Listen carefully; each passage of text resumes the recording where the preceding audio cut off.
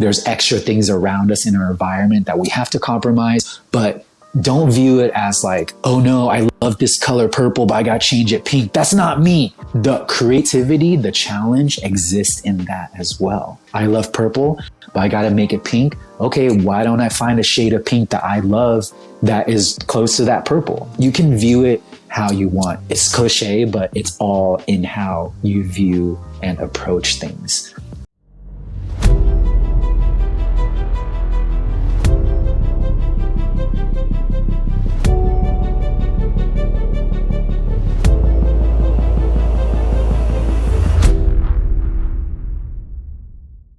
Hey everybody, Mark Arinsberg here with the Purenow Show. This is episode number 21. My guest today is Dan Nguyen. Dan is a creative director, visual artist, and DJ. He's a Vietnamese American currently living in Los Angeles, connecting Western culture with Eastern culture. It's great to have him on the show. Here we go. Hey Dan. Hey, what's up, Mark? All good, man. Thank you so much for coming back on the Purenow Show. So I'm kind of excited. First of all, are you still or back in California? Is that where you are? Yeah, I'm in California now in Los Angeles. So I don't think I'm going to go anywhere for a few months at least. Okay. And have you left since the last time we spoke, or have you been there the whole time? I've been here the whole time. Yeah, I'm just kind of waiting for, the COVID situation to kind of settle before I go anywhere like overseas, especially back to Vietnam. But that's first on my list because I really miss Saigon. What influenced you? Because you've taken this very diversified, artistic, creative path. You're not like a guy who does this or a guy who does this. You've really kind of immersed yourself in just a creative life where you've expressed yourself in a variety of ways. What were some of your early influences that kind of informed you that you have this inside of you, because it just continually pours out of you in one way or another? It's something I try to observe and understand even to this day. Like, I'm not sure where this creative drive, this urge comes from, but it's very natural to me. Every day I there's something that pushes me to create or to I'll just be sitting there. I'm like, wow, I want to create an image, or I have this sound that I want to get out for a song.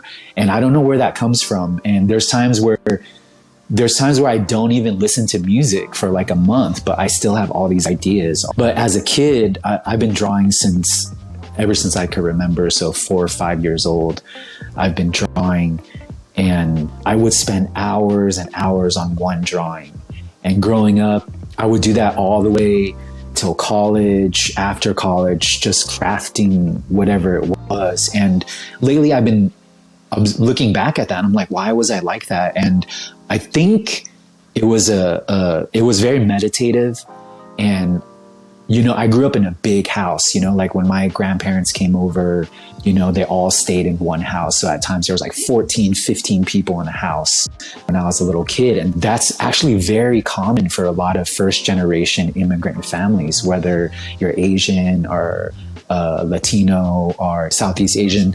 Sometimes there's like 50 to 20 people in the house. And I think looking back, like one of the reasons why I zoned into my craft was just that was my own time. I was in my own world. And I'm interested to know where that's gone, because I know you're big into the public art scene.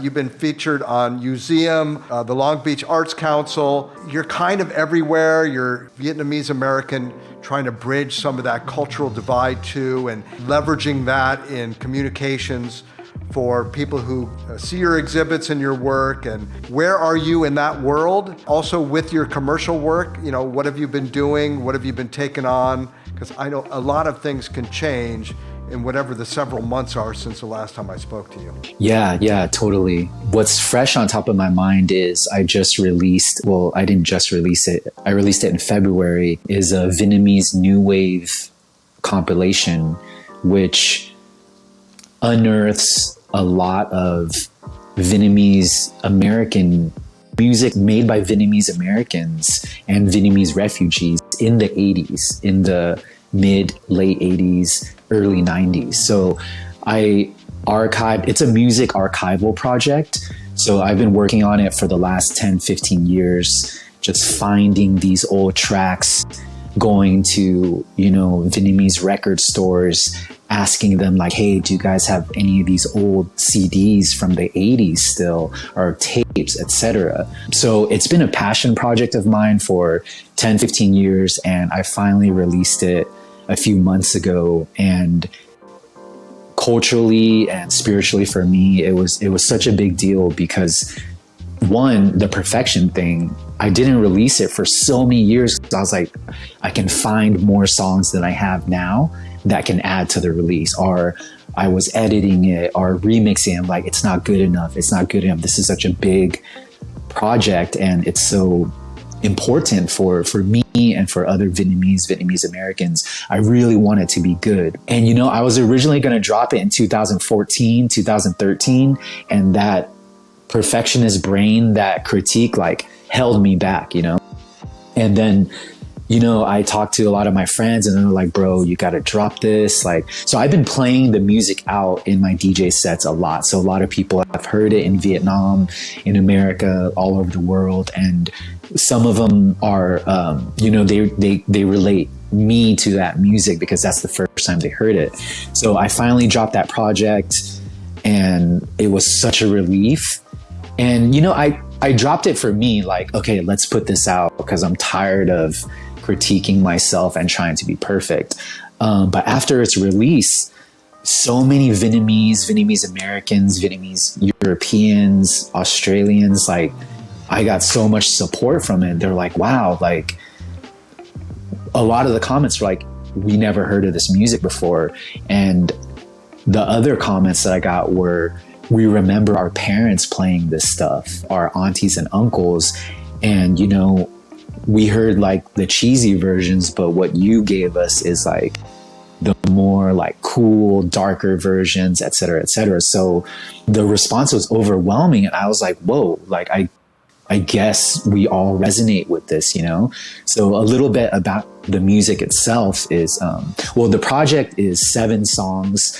They're edits of the original. So what an edit is, it's kind of a remix, but it holds a lot of the original integrity of the song. So generally remixes change like the whole beat, and they just keep the vocals from the original, or there's new verses added, things like that. But in an edit, the term edit comes from the DJ world. An edit, it can be the same song, but maybe the drum breaks are extended, or light extra stuff here and there, like it's garnished, there's a little bit of flavor onto it. So I released 7 edits and called it V-Wave, Vietnamese New Wave. So they're songs that came from the mid 80s, early 90s, made in Orange County in Little Saigon in California.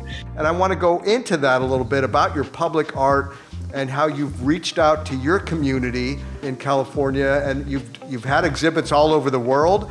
And what is that like for you? What are you doing with that now? And how has that affected others? Because that is also, even though you do that for yourself, there's also some selflessness mixed with the selfishness in there, that you want to present work, you want others to see that you're just a dude doing it. Other dudes can do it. You can do it, dudes and dudettes.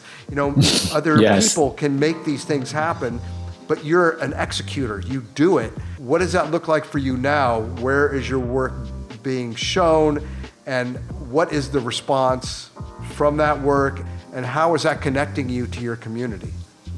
Yeah, I'm still, knee deep in mural and public work as ever. I feel like I won't ever really stop doing it. So, yes, still continuing, still smashing, still pushing onward. For public art, the philosophy that I approach public art is, it's for the public.